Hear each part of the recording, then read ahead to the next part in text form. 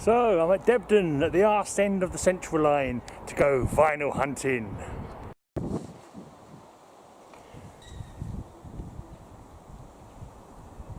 Okay, so here I am, I'm at JJJ's Vinyl, got my mask on.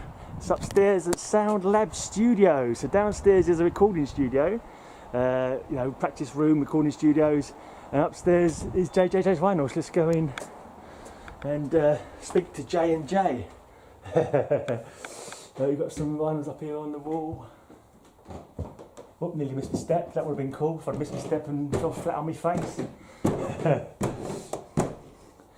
There's a nice little upstairs area. Hey, hi.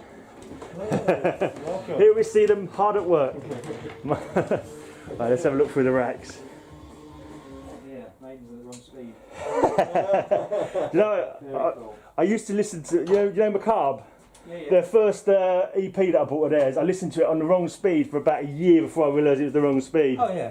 I mean, they go, God, they're playing it really fast at the gig, didn't they? Well, they were so fast that on 33 they're sounding good on 33, and they still sound good obviously on 45. It's just such a crazy speed on 45. And when you play it on 33, it sounds like really kind of chunky, but still great. But I'll keep on talking so the music doesn't get heard too much. Yeah. Otherwise I might get a copyright strike or something. Okay, so I'm here with Joel from JJJ's Vinyl. JJJ Vinyl. So how did that come about, mate? What made you make the decision to go into vinyl? How did the road, your musical journey reach you here? Well, I mean, there's never been a time vinyl's not been in my life, really. But I think I was very fortunate that my father had a huge, extensive 60s and 70s rock vinyl collection, which I kind of grew up listening to. Sabbath, Zeppelin, Moody Blues, unfortunately. But then also the classics like Beatles and Stones. So kind of growing up with that, I didn't just appreciate the music, but it was the format. Yeah. I mean, it's such a beautiful format. It's a ritual every time you put a record on. There's a sense where it's not just about the music, but it's about the physicality. The fact that the music is literally etched in the record means so much. It's not binary numbers. It's not a faceless thing. It's a natural product. So yes, that's why I run a record store. Right. What sort of? Because you had a bit of a career before this. But you've only just how long have you been open for? I mean, what was you doing before this? So I'll quickly brief you in. The reason that I'm here with Graham is that I used to be a frequent. Attendee, yeah. I don't know quite why I didn't find that word. A frequent attendee at Club Braindead at Walthamstow. For me, it was when I was a teenager and too young to drink, and I'd kind of go out on a Monday night, get the 20 bus, because I lived around here in Loughton, to Walthamstow, and then just see, the creme de la creme of the UK metal scene, really. And we were just discussing the bands upstairs. We were talking about Cruciferous and Lust Defiled and Hecate Enthroned and Cyanide, as we having a little bit of a giggle about. And we were for me, it just paved the way about understanding not just music, but what went behind the music. For me, the big difference was, the bands weren't just on a stage and elevated and people whom you admired, but they were people who you then saw afterwards for a drink at the bar. So it kind of made me realise that, the band's on the stage, but who's the manager? Who's the promoter? Who's the person who arranged this? So it led to a career in the music industry, which is what I've done for the last 20 years, where I've been working as an A&R manager mainly for Atlantic Records, and then I was a manager, an artist manager, and then more recently I relaunched Music for Nations under Sony Music, and then just over a year ago I decided to leave the music industry to retrain actually as a psychotherapist, but also run a record shop because my love of vinyl's always been there. So I want to know the interaction between psychotherapy and vinyl collecting. Well, is there a strong link? Look, if you want me to get into the link of psychotherapy and vinyl, then it's not just about the surface, but it's the deep groove. It's the grooves of the mind. That your story is there in your mind and your brain, and it's etched in, and it's about the amplification of getting it out. That's almost like philosophy as well as... philosophy. But it's for me, it was a natural step because working so closely with musicians, you realised that a lot of musicians, they are suffering from trauma, and music was their way of getting their trauma out. Catharsis and that. Exactly, especially musicians of extreme music. You know, they are people who are dealing with that screaming. Sorry, this has kind of gone a bit deep, and No, go for it, man. That's what it's all about. But you know, that screaming is a representation of their inner turmoil. Turmoil and torment. It's a mixture of the two. I did. Created a word. So that fascinated me, you know.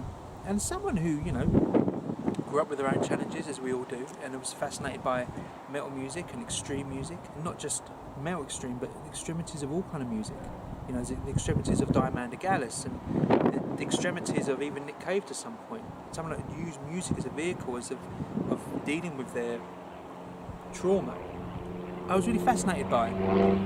And as someone who's, you know, been in and out of therapy most of his adult life as well, the transaction from music industry and metal lover and then to become a therapist, it's not really a difficult one, and you'd be fascinated the amount of therapists I meet who are ex-goths. It's amazing. That is interesting. Must be something where they're sort of studying their own inner psyche as they're growing up and realise they could put that out to other people with their experiences. They can.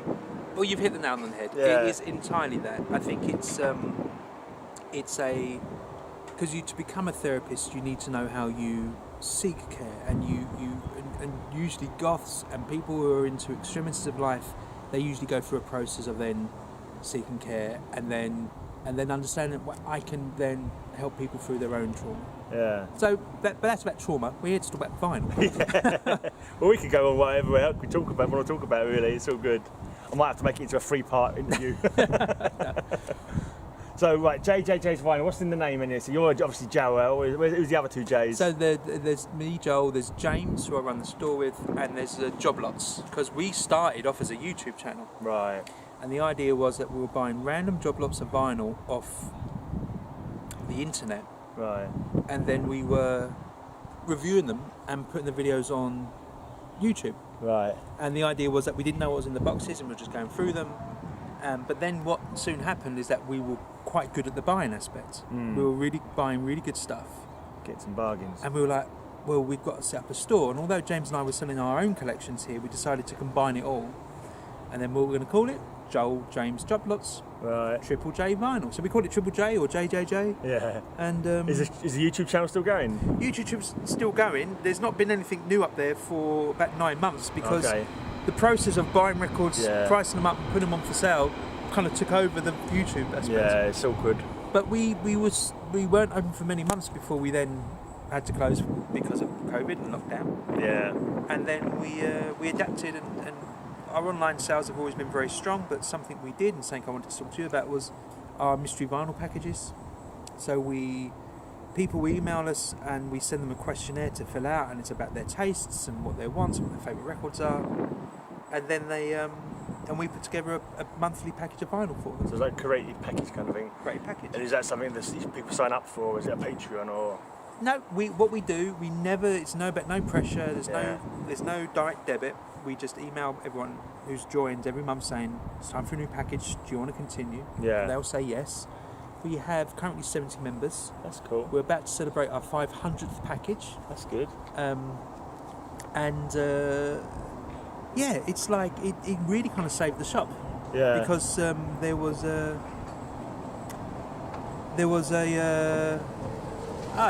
James is just pulling up with the other J in JJJ with a new Calyx unit because we've had so much stock recently. All right. We'll get him to come say hello. Okay, you might as well.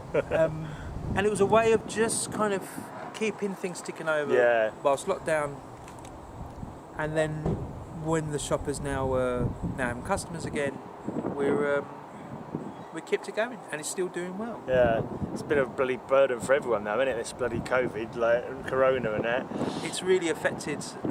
It's affected everyone profoundly in one way or another. Yeah. And I think for shops, it's affected people, and it's affected obviously people's health. And it's been a really challenging time for a lot of people. You gonna come and say hello? Oh, I will do in a minute. Yeah. So and I think it's been I think one of the advantages of being quite a new store was that we could adapt quickly. Yeah. So we quickly started this new idea of the mystery packages. I think a lot of the shops that have been established for longer, like all businesses, big ones take a long time to adapt because it's about changing more than just a few things. Because we were relatively new, we could adapt quite quickly. Yeah, you do what you wanted, like no board of directors to like consult. Board of directors, there's two of us. Yeah.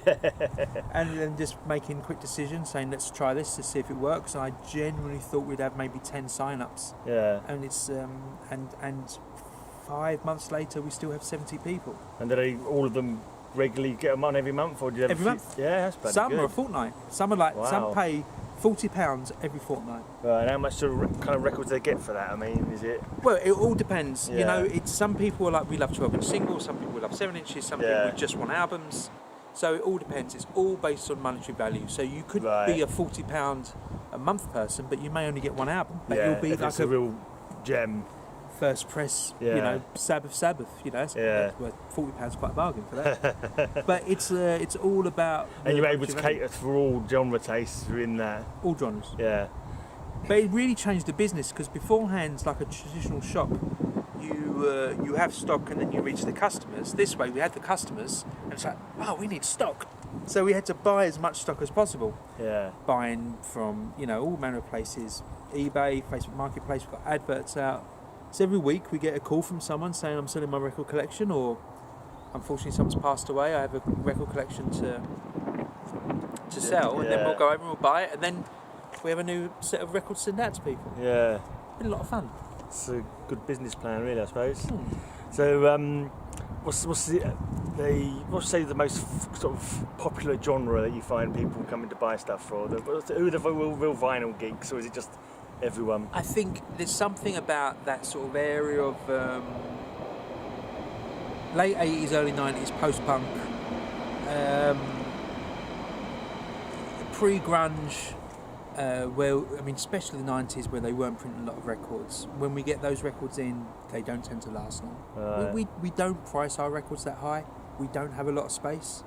So we tend to always price our records to sell on the basis of the model of we just want to have a continual flow of records. Yeah. So when you look at our Discogs or our prices, they're usually priced just below the Discogs average of that grading Right. because we just don't have the space or time just to hold them. Back turning over before you get new stock in. Exactly. Yeah. And as you might see, we're not the most we're not on a high street, so we've not got a continual flow of people coming in and out. So it's all about continuation of stock. How do you get people to find out about the place to actually come and pay you a visit? Is it just your Facebook, or are you advertising elsewhere? Really active on socials. I Yeah. think Twitter is probably where we do most of our work. But really active on Twitter, Instagram, Facebook a little less so. But yeah, it's difficult because we only do appointment bookings at the moment, and I think it's quite a difficult thing to advertise to people, especially Yeah. if it's a new shop. Was it always appointment bookings, or only because of the corona? Only because of the corona. Yeah. So we were traditionally open Thursday, Friday, Saturday, Sundays. But because of the corona, it's appointment bookings only. Yeah. We still get the odd people kind of turn up, and if there's no one else in, we'll allow them to kind of come up. Because we're in here pretty much every day, collecting online orders, doing the packages. Is the guidelines restricted you to like so many people per shop or per square foot of a shop or something? Yeah, we have at the maximum 2 customers, Yeah. but we always make sure with the person who was here first, if they're comfortable. If they say, I prefer it just to be me, Yeah. undoubtedly it's like, okay, they get priority. Yeah. It's, look, I don't want to get all political, but we're not out of this yet. You know, No. we have our masks, we insist Yeah. that people wear masks. We're not taking this lightly, this is people's health. Maybe even more important than vinyl records. You know, people's health is You can't listen to vinyl if you're dead. Exactly. But you can buy their collection of them. I'm glad you had the opportunity to say that before I did. Oh dear. Right. So, how did you find this place to set up? How did you go about? Because you're above a studio. So Soundlab That's Studio, yeah. which is James, who you would have seen walk behind us with a new Calyx unit, and no doubt we'll say hello in a moment. He's been running the studio for over 10 years, and it's one of the only studios in the area, and it's recording and rehearsal. So all the local bands would rehearse here, and James and I, well, we used to work in a bakery together when we were teenagers. So I've known him for over 2 decades. Yeah. And when I moved back to Loughton, the local area, I got in touch. And I said, do you mind if I sell some records here? And he said, sure. And then that slowly You built, ended up becoming a team. becoming a team, the Right. shop expanding. When we first opened, just under a year ago, we must have had 300 records, and we had the audacity to call ourselves a shop. And now it's closer to 3,000. Yeah. And I'm more confident now saying that we're a proper shop. Everything that we're going to show on the video, is that all your stock, or have you got other stock like lurking elsewhere waiting to replace once stuff's sold? Everything upstairs we have is our stock. We even have a Right. section which is not graded or priced yet, but if you see something in there you like, we'll price it, we'll grade it, we'll sell it. Right. So everything you see is for sale. The only thing that's not out for display are the super high-end expensive stuff, Right. locked away. Okay. What's your most expensive item that you've got for on offer? Can you remember? Well, yeah. I mean, we've got stuff. We've got some really nice early ska reggae singles, Jamaican pressings. Oh yeah. We've got some signed stuff. We've got a signed Paul McCartney 12-inch. Oh. A signed Pet Shop Boys album. We've got, I guess, the most valuable item. We've got some early Beatles stuff. We've got some Beatles fan club only Christmas flexi discs. They're not cheap. But I think the most scarcest item we have is a Bob Marley big silver. Dale will show this in a moment. Big silver Zippo lighter, which only 100 were made All right. about 20 years ago, and they never were officially for sale. They're promotion only. That's interesting. They replicated it about 10 years ago, but ours is the original. I guess it's worth 1,500, 2,000. Yeah, well, oh, yeah. It depends what people want to pay for it. You don't know. Things like that can sometimes go for auction, and you can, if two people really want it. Exactly. I've only found one that's sold on eBay. And it went for over 1,000, but that was about Right. 10 years ago. Blimey. But we have a turquoise lettering Zeppelin as well, Right. which is they regularly go for about 1,500, 2,000. But only 500 were made. This is the first album, but instead of orange lettering, it's turquoise.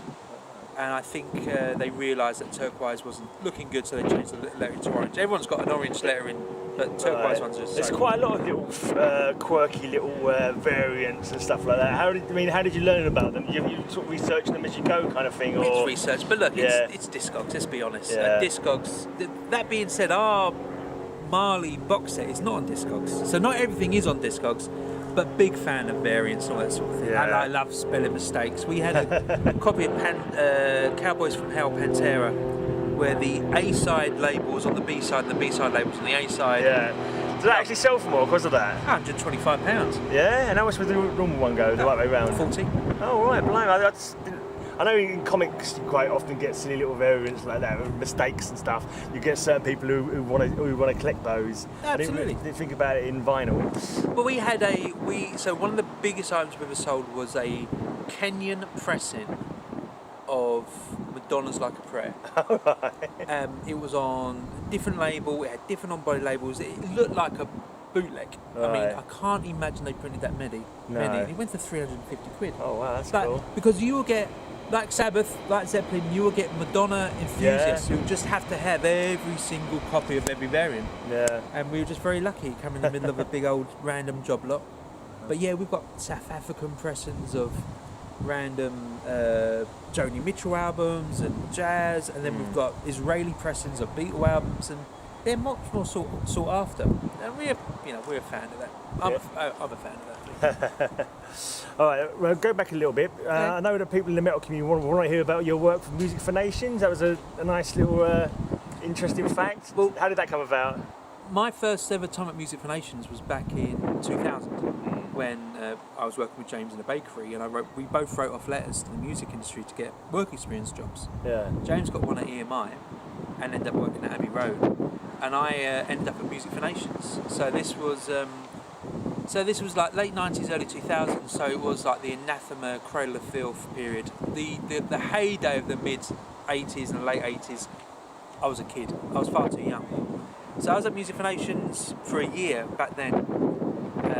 It's like the 1 day a week office, press packs, writing things and helping with bios. But what I got to meet was, Lee Dorian and some of the legends of the British metal scene.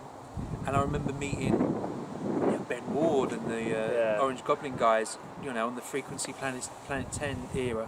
And this would have been all around about the time Our Haunted Kingdom. Yeah, they started off as Our Haunted Kingdom, didn't Yeah, they? I remember seeing Our Haunted Kingdom Yeah. back in the late 90s, and so yeah, that was a great period of just my journey in the music industry. And from there, I went into a label called Mushroom Records, and that Mushroom soon was acquired by Warner Music and would become Atlantic UK, and that's when I got into A&R and I signed a band called Funeral for Friends from Wales. I signed a band called The Darkness, who were very big for a short period of time, a band called Get Cake Where Cake Fly, and then I left Atlantic and I became a band manager, and I managed a band called Joy Formidable, who were quite a successful North Wales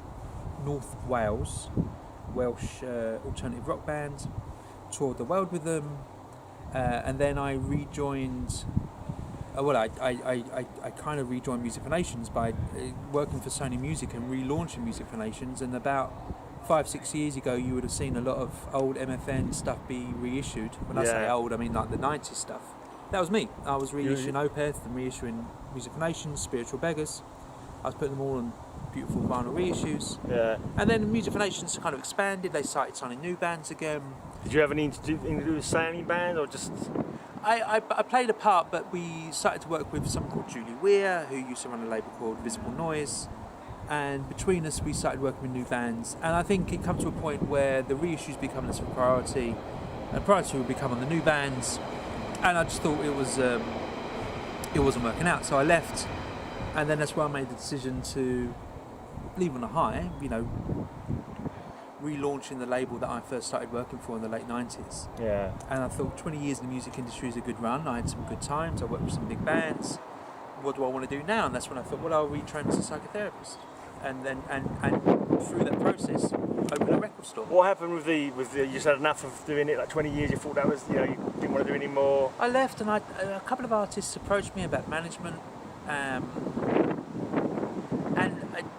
I just had to have a new priority. Like, I'm 40, running around Camden seeing bands play, East London seeing bands play, chasing after teenagers, it just becomes really tiresome. But the truth be told, I still do a couple of little consultancies. I work for a label called Hassel, doing reissued vinyl, but this is predominantly 90s alternative rock. Right. So we just reissued the debut album from Reef, and Curb Dog, Irish grunge band. I've heard the name. And we're looking to do a few more soon. And I do a little bit of consultancy for Spine Farm, reissuing some Killing Joke records. Okay. So we're doing I can't tell you what we're doing because it's not announced yet. But we're doing some. I'm doing some reissues for Spine Farm. So I've still got some toes dipped in. I didn't know Killing Joke was on Spine Farm. I always thought Spine Farm was more like metal. Like it's quite a few weird little metal bands used to be on Spine Farm, didn't they? Beherit, but the big, I always just remember that Spine Farm for me was about Beherit. Yeah. But now Spine Farm are Ghost. Okay, are they? I didn't know that. Yeah, Spine Farm are just sort of Ghost and a bunch of much more modern metal bands. Okay. But yeah, I think you and I, we remember Spine Farm. It was. Yeah, I've got a Spine Farm T-shirt. I can't remember the bands.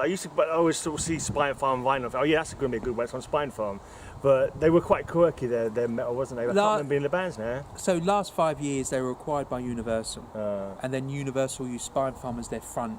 Not dissimilar to Sony Music and Music for Nations, they use it as their front for all their metal acts. Right. So there's a lot of modernish metal bands on Spine Farm.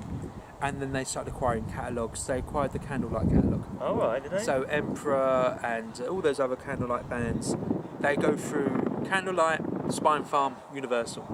So Emperor made it onto a major label, everyone. I don't know if you saw that, but that's what they do now, and I do a little bit of consultancy there. Dante, who runs Spine Farm, is a legend in the rock metal scene, used to write for Kerrang, used to work for Music for Nations. Where's Spine Farm situated? I thought it was in like Norway or something like that. Finnish. It was originally a Finnish label, but the main Spine Farm offices are now in the Universal offices. Right. I feel like I'm revealing the curtain. Yeah. Well, that's what people be interested in, that kind of stuff. Revealing the curtain of the music industry, the metal music industry. But yeah, Music for Nations is owned by Sony. Spine Farm is owned by Universal. What about Under One Flag? They were part of Music for Nations, weren't they? They were the real kind of like label back in the day for me. Like Bathory. Yeah. Did they do the Exodus? I think Exodus was on. One of the earlier ones. I can't remember now. I forget the labels, but they had plenty of stuff like Acid Drinkers and a couple of Polish Turbo. Acid Rain. Acid Rain, of course, yeah. Have you interviewed Oh, awful! I forgot his name. Such a lovely guy. The guy singing from Acid Rain. H. Sorry, H. I forgot your name previously. No, I've not interviewed them. No, I've not interviewed them yet. Maybe one day. Oh, H does a podcast as well. Yeah, I've seen that. Metal Yeah, Bollocks Talking Bollocks, isn't it? Talking Bollocks. Yeah. So I forgot your name, H. It's not a hard one to remember. Well. But so Acid Rain were on Under One Flag, and I Yeah. think Under One Flag were the bands that were a little bit more extreme than the Music for Music Nations, for Nations. yeah. There's a lot of UK thrash on there, like Reanimator and stuff So like that, I think. all that stuff. Because when I was like, oh my god, I'm working for Sony Music and I'm reissuing Music for Nations stuff, I like jumped into the catalogue, and all those stuff were short-term licenses for Under One Flag. Yeah. So they had the license for like 10 years. So no Right. Metallica, no, Acid Rain, no Bathory, all those stuff. So the licensing meant that we didn't have permission anymore to release the stuff. Right. All that stuff went back to the license holder. So I couldn't do any of the really cool. Right. I would have loved to have done to some have Bathory stuff. Yeah. But yeah, all went back to the rights owner. That'd probably be quite interesting for people to know, because like sometimes people in the vinyl community saying, oh, they brought out all these ones from the catalog, but why didn't they bring out these ones and these ones? And that's the kind of reason why. Which is what I had a lot of people on social media saying, well, Music for Nations reissuing, where's the Metallica? And it's like, well, that went back to Metallica decades ago.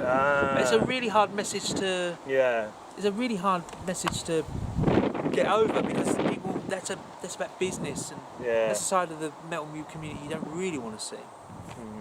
James. You want me? So this is James, the one of the James. This is the other Jay. Hello. You have to forgive him for the Arsenal face mask, you know. Yeah, I get a lot of abuse. It probably keeps more germs away that way. I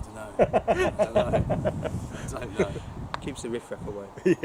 How are you doing? You guys been discussing all things shop? Yeah, trying to, yeah. It's trying to see the blinking camera angle. It's so bloody bright out here, I can't even see. Nice to see some sunshine. Yeah. So you've worked in the studio, you work in the studio before you started doing the vinyl upstairs? It's come out for 11 years now, we've had the studio. Yeah. And Joel has completely transformed the upstairs of the place. Yeah. Yeah, it's been good. I'm sure Joel's been told you, just over a year now. So Yeah. records and it's Going fine. good. Other than like viruses and like. Well, other than the world collapsing, it's life is good. Apart from that. So where did you come into? What music are you into? You into metal as well, starting off with, or you See, I'm the other side of Joel. Joel does the metal side. Yeah. I'm more the funk and soul. Right. I guess. Yeah, we'd have some crossovers with like the grungy areas, and like the 90s grunge. A lot of 90s grunge and rock stuff. So you both got your specialities in the shop. Yeah, we're very similar in age. We grew up with a lot of the same sort of stuff as well. So I think even though we don't like a lot of the same bands, we understand a lot of the same scenes, I guess, because we both kind of went through it all. When those early Pearl Jam album comes in, there's always a bit of a ruckus who gets the... We've had a few hairy moments when some of the grunge records come in. But that's all part of the fun. It's all part of the fun. Yeah, cool. Yeah, it's been good. It has been very good. Yeah, we don't fight over too much of these, do we? No.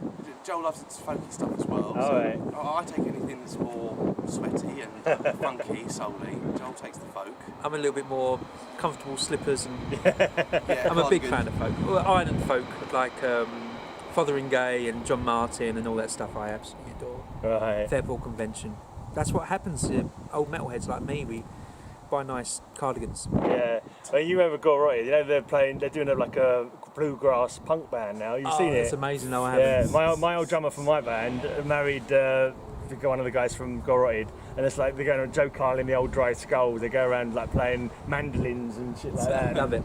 It's pretty cool actually. Love it. I think it's always that thing when you're a teenager. You think these bands are like proper severe, like evil metalheads, and Sunday afternoon they're having lunch with their parents. Yeah. They're talking about their week at work. But I always love that image of a corpse paint and blood dripping down, and then Christmas time, with crackers and giving Granny a kiss and all that kind of thing. Yeah. We all love our nans. But no, I think we've found a real nice medium about who nicks what stock. Yeah. when the stuff comes in. Is there ever like a moment when you get something in and you're like, well, this is really good, we should sell this, but no, I want it for myself? Oh, every week. Every day is a challenge. we go through the stock that we've had in for weeks. We go, why didn't I see this? I'm taking this. Yeah. But yeah, we fortunately sell just enough to get by. Yeah.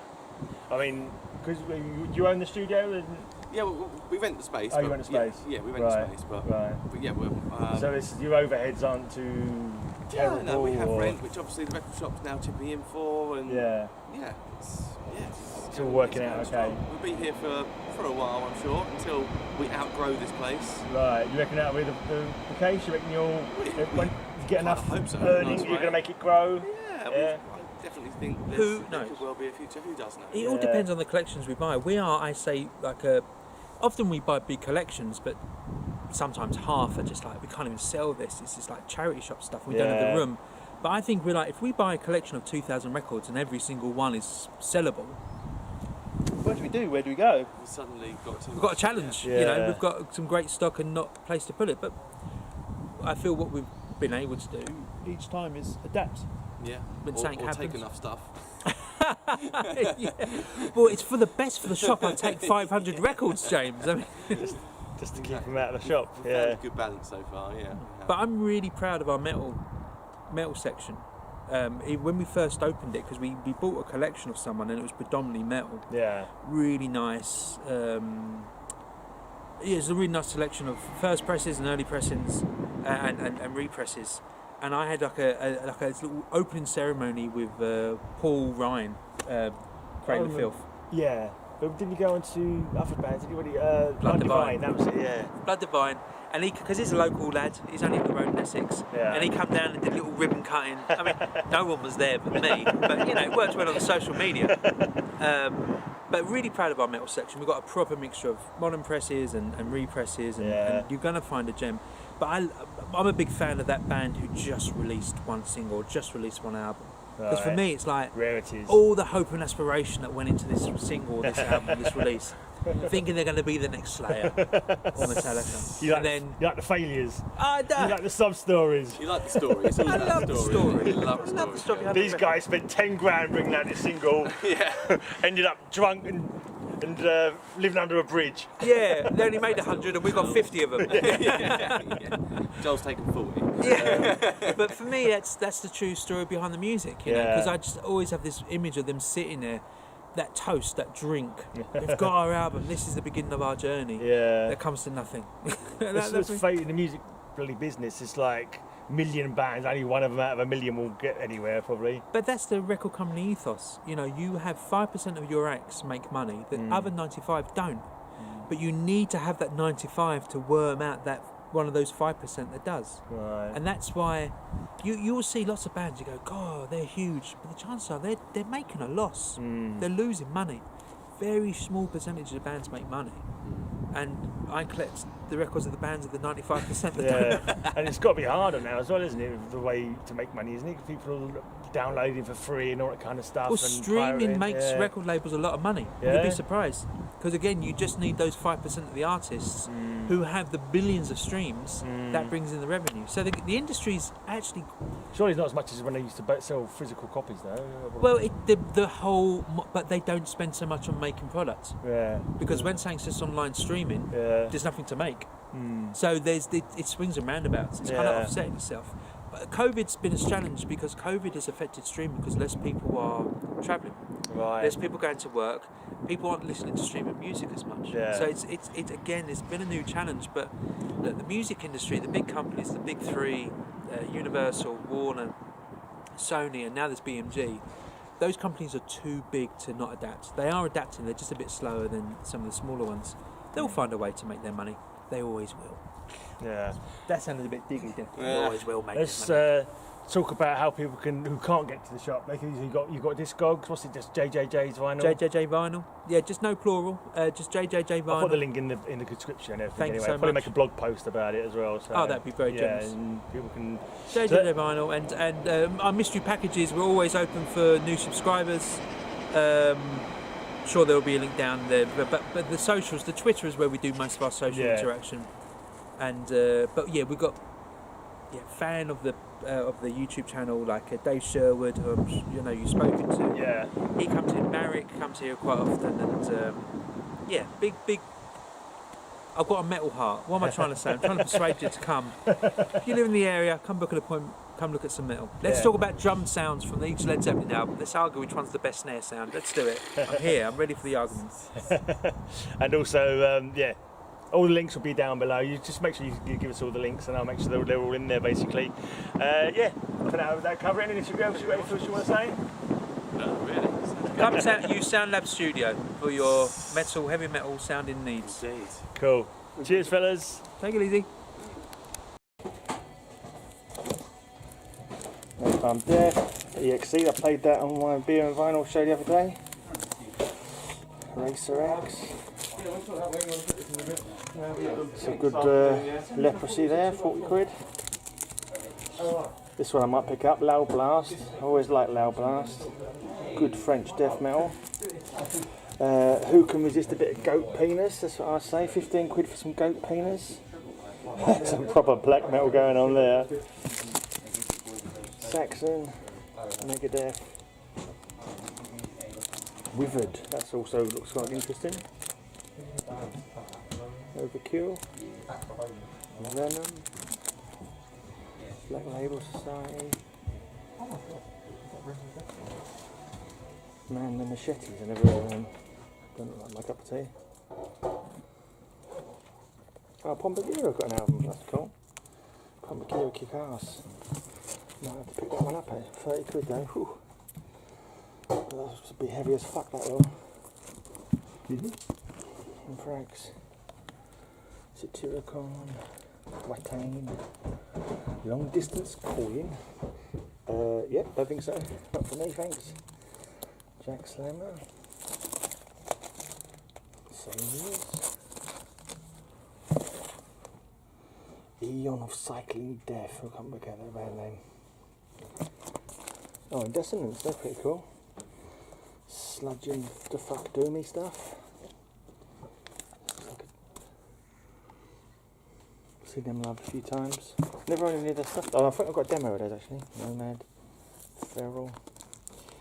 Fortunately, I don't have a lot of money, so it's probably just going to have to choose one. Nervos, that's the Brazilian female fresh, isn't it? I think it is. There's quite a few I wouldn't mind having actually. Necronautical. I think I played them on my podcast the other day. Hellhammer. Ooh, 35 quid. Not surprised. Apocalyptic Raids. This looks in pretty bloody good nick. Venom. Oh, £10 for the record that started me off on my heavy metal journey. Oh, I am made. I skipped on the B side. That's why it's only 10 quid. Never mind. Avuga. Nocturnal Poisoning, is that? Interesting, not heard of them. Okay, I had to do the sound again on this part of the video because there was something playing in the background that got me a copyright strike. So there we have Havoc. Jolly good stuff. I think that was 45 quid, I can't remember now. It was, yeah, I think it was signed or something like that. Abath, lovely. Bit of Anthrax, classic Anthrax, can't go wrong. Optimum Wound Profile. Death Strike, a bit of Paul Speckman goodness. Exodus, yep, classic bloody thrash. I can't remember, I can't see what the price on that was now. Loudness, I think that was a bit of Japanese craziness. Lizzie Borden, yeah, not my cup of tea. I quite like that track, Give 'Em the Axe though, but only because I heard a cover of it. Metal Allegiance, I'm assuming that's a compilation. Looks like a compilation, Volume 2. Ramming Speed, looks good. I think that was a tenner.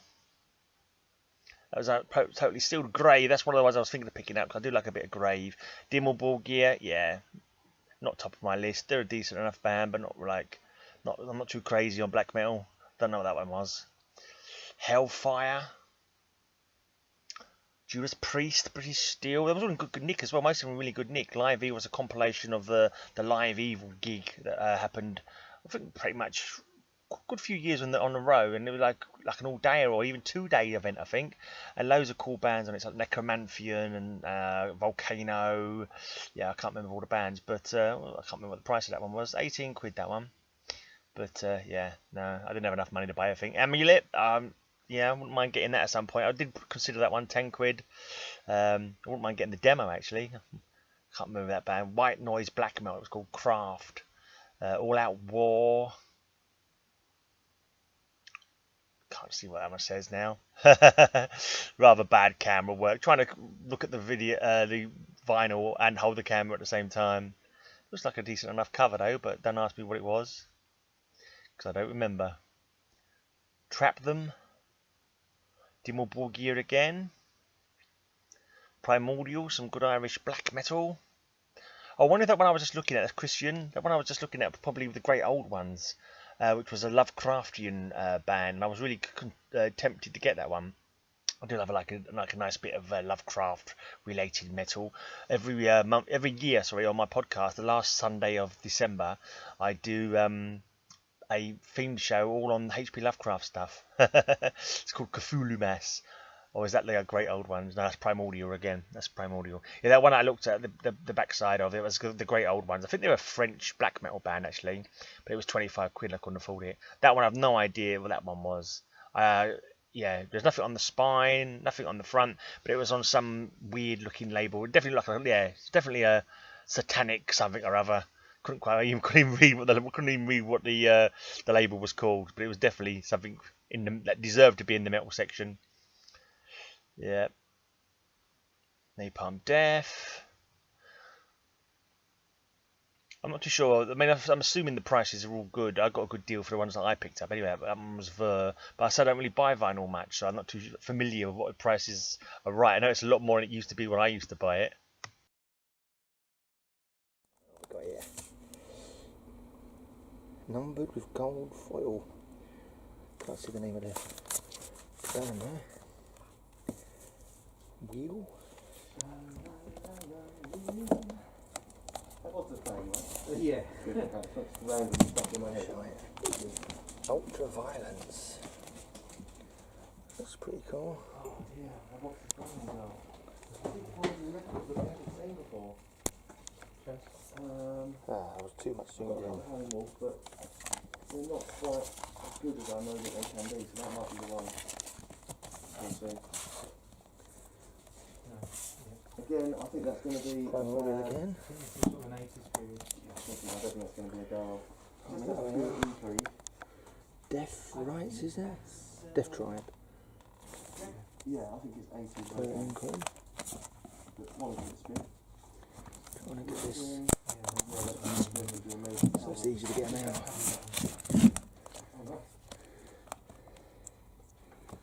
Yeah, again, I've gone through a few big things and they weren't quite nice.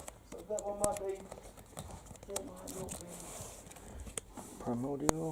What are those artists? You seem to have like Gorguts, that's the new one, isn't it? sort of like sessions or Transparent. Vinyl Thunder. Lorenz. Or the Loros. Dimmu Borgir. Witch Sorrow, good band. Only 9 quid. Ooh, no light, only fire. Shining, is that? 50 quid signed. Shining. Sheer Mag is that? Need to feel your love. Beast in Black, Berserker. Grand Omega Sword's Return. Never sold. Two people have. Corrosion of Conformity. Blood God. No, Blood Good. Detonation. End Steel. Paradise Lost. The Plague Within. That's the new one, isn't it? It's 16 quid. How can you... Sorry, I just got to home in on this beauty. Is that Testicular Torture? Sado Magical Seducer. That was, Oh, it's Testicular Torture, yeah. Is that the name of that's the name of the album, though, isn't it? Sado Magical is the Seducer, is the band, well, I think. That was released by Crypt the Wizard guys. Oh, right. Is it the record shop? Yeah. They release some records. Okay. Oh, I see. It actually has Wang on it. I just noticed that. Ignore the Wang, YouTube. Yeah, penis metal, it proudly proclaims. Penis and testicular can. Oh my goodness. Testicular Torture. It's a tricky one.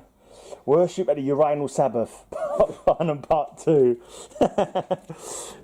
10 quid. It says 12 quid in one place and 10 quid in the other. Does that say T12? Yeah. There's quite a lot here, but I reckon I'll only be able to fill one or two at the most. Depends if I go for an Ancient Ascendant. Alcest.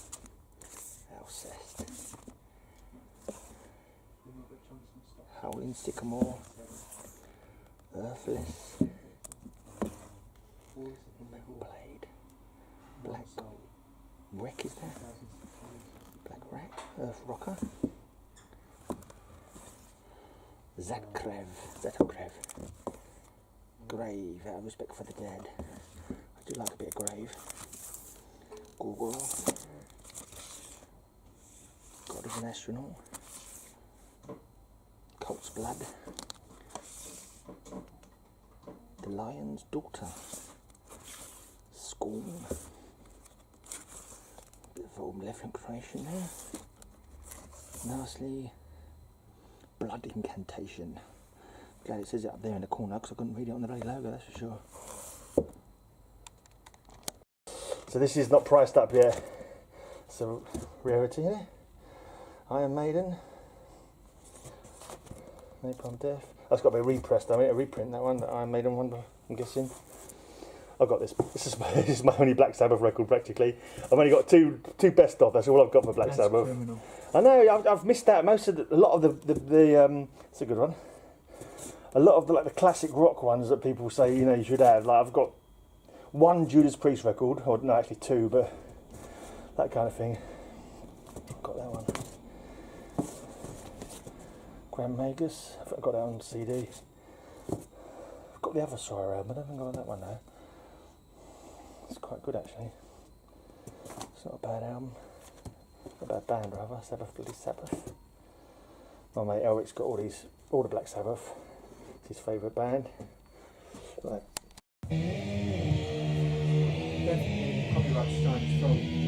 No, I think we're right playing Goat Penis in the background. Hopefully anyway.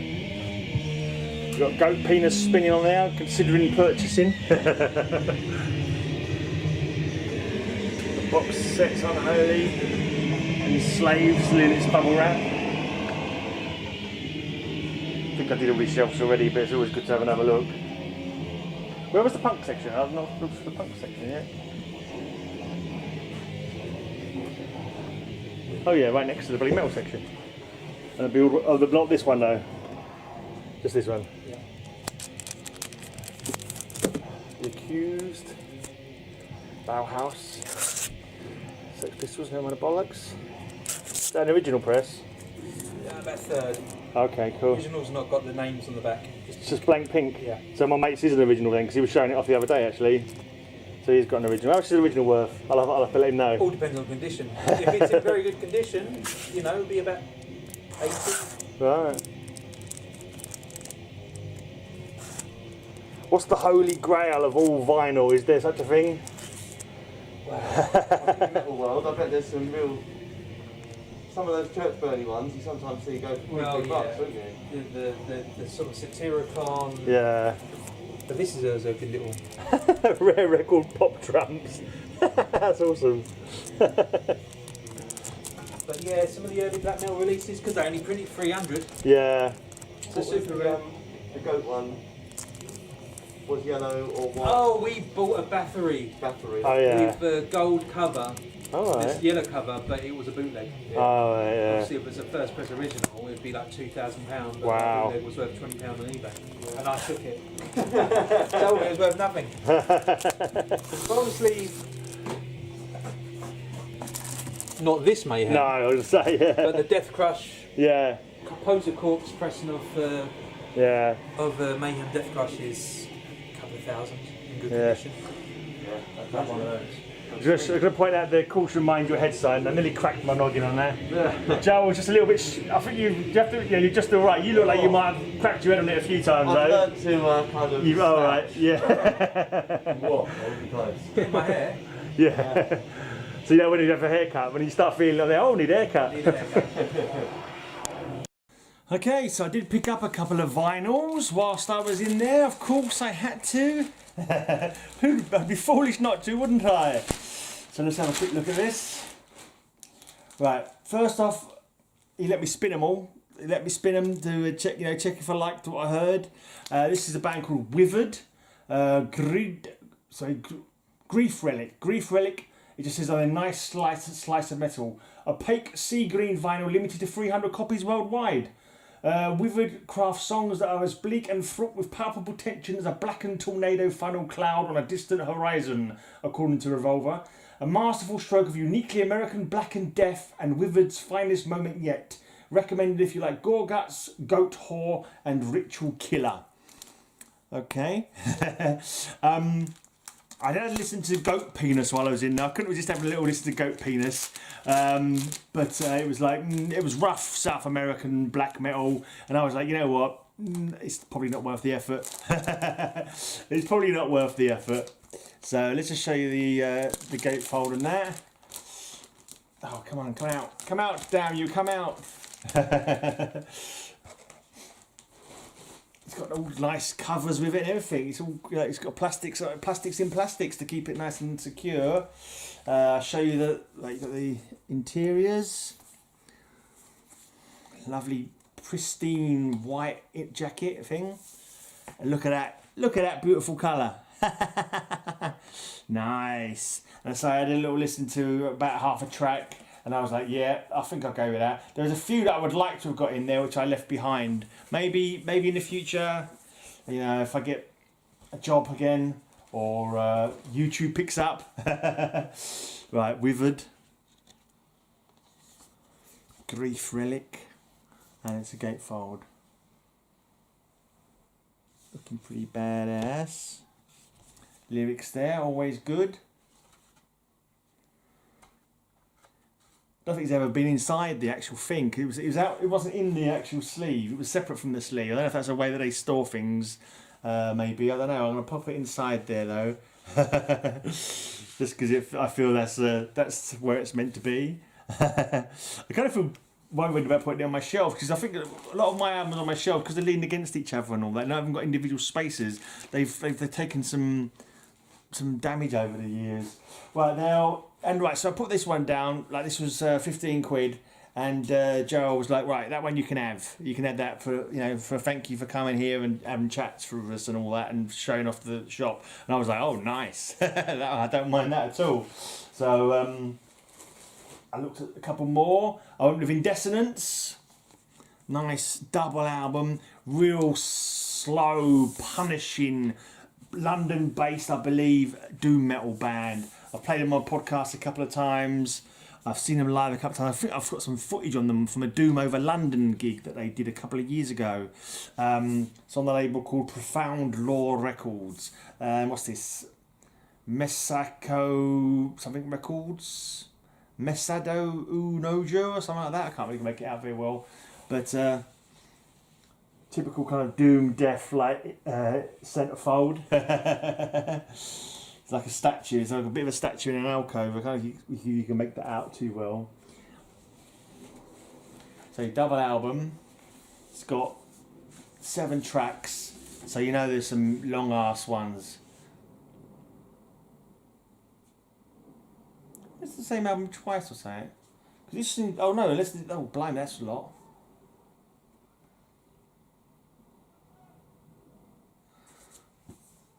Alright, this side's got Flux and Paradigms on it, the first 2 tracks, and this side's got the next 3 tracks: Vanished in the Haze, Communion, and La Madrugada Eterna.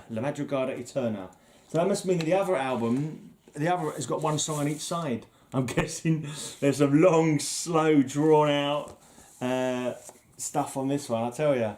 Some big, long tracks. I remember seeing them live a few times. They have got some pretty long, quite often slow, drawn out, punishingly heavy stuff. Yeah, there's one track on each side of this one, so you got a whole album as a song, practically. There's 33.5 as well. It's not 45. So yeah, there's some pretty long songs on this song. So you've got Fading Further Beyond on one side, and this side you've got Unveiled. So great double album of punishingly heavy doom death. I think I might have a demo tape of these guys. I feel I've got a demo tape of them from somewhere, from long ago. But yeah, and I say I've always enjoyed them live. Slow, funeral doom in parts, I'd say, but just super heavy. If you like the riffs that go on for an hour and like crush you, like being broken on the wheel, then that's a bit of Indecence for you. Well, this one wasn't even cracked; it's not even been opened. So that was 15. Price was 15 for Indecence and £10 for this one, but you gave them both to me for 20 quid. So I got 3 albums for 20 quid, which is absolutely awesome. Right, this one I think I've seen the name Ramming Speed around before. Someone might have shown it in the community. Doomed to Destroy, Destined to Die is the name of the album. It hadn't even been cracked open, so he got one on YouTube and he played it for me on YouTube. It's one of those ones you listen to a couple of minutes to and you think, yep, that's fine. I will enjoy that. I haven't got to listen to the whole album to know it's going to be my cup of tea, if you know what I mean. It's got quite a few tracks on it. 13 tracks on this album. I wonder if I should crack it open and have a look at on the vinyl inside, or if I should leave it for now. Well, I've got to play it at some point, haven't I? I feel I should have bought some sharp in to get in there. I cut my nails recently, so I'm not going to be able to do it with my nail, I don't think. Oh, here we go. I think I've got it. Alright, let's get this with trying not to fold over the sleeve inside. I think it's just going to be a plain... Oh, it's got a little inside thing as well. What's this? Lyric sheet or something? Not a poster, is it? It feels like it should open up. It feels like it should open up, but it's not. No, it should open up, yeah. Oh, yeah.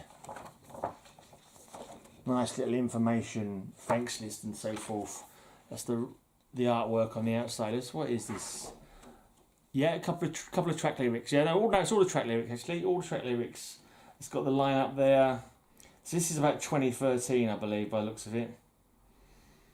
Yeah, cool stuff. And it's just your typical white sleeve, black vinyl. Cool stuff.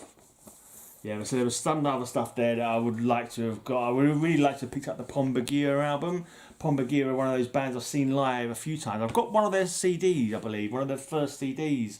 But yeah, always it's like a two-person band, like husband and wife team. I think they're married. Lady on the drums and the guy on the guitar, and not an awful lot of singing in it. Pombagira, very little singing, but just super heaviness.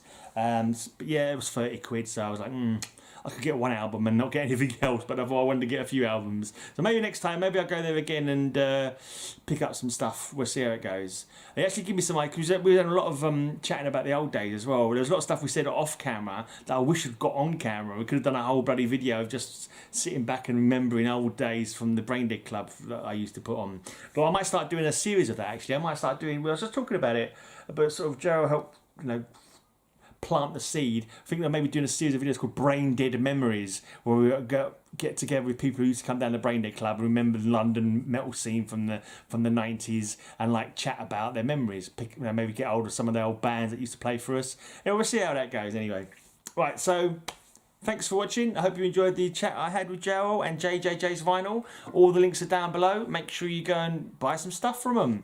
Yeah, good fellas.